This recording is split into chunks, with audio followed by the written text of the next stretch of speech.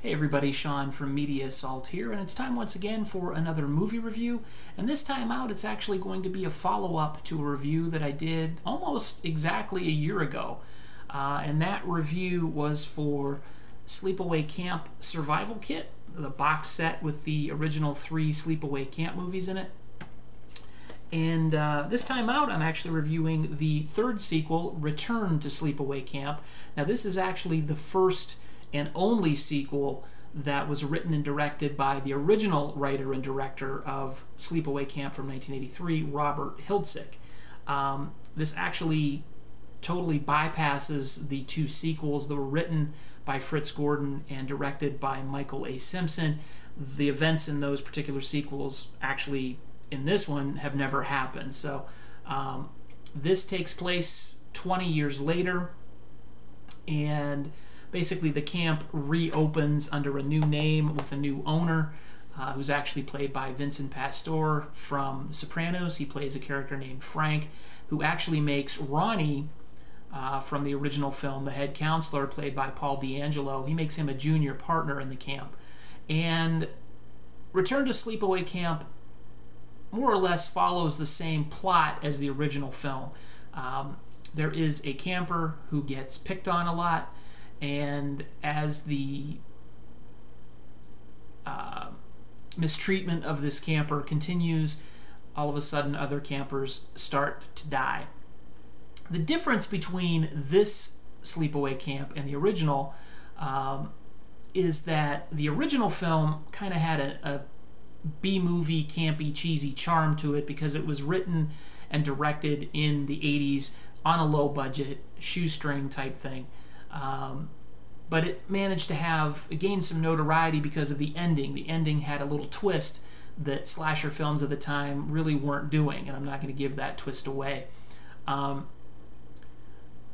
difference with this film is that even though it follows the same kind of plot and there is somebody who's getting picked on, you don't feel any sympathy for that character like you did in the original film, because this character is just not likable. In fact, I don't think anybody in Return to Sleepaway Camp who's likable at all. So it's not the most entertaining film. There's nobody that you're looking forward to see. Nobody is funny. There's nobody to relate to. Everybody is just an asshole in this movie. Everybody. The main character is an asshole. The owner of the camp is an asshole. Even Ronnie is kind of an asshole. Ricky from the original film, played by Jonathan Tiersten, he makes a return. It's good to see him back in the series. But even he's kind of an asshole. So, without the likability factor that the first one had, because you really cared what happened to I don't want to say the protagonist, but the main character in the first film, Angela, you cared about her. You wanted to see somebody pay for the insults that were thrown her way. Whether or not she was doing it or killing these people, you kind of not really sure what's going on up to the end.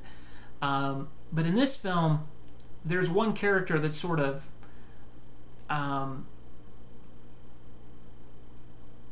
I guess gives it away. This character stands, I don't want to spoil anything for those people who do want to see this movie.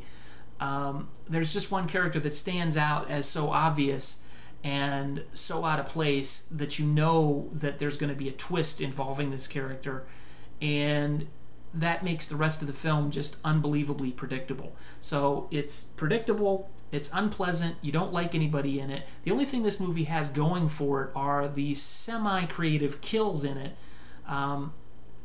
and the special effects.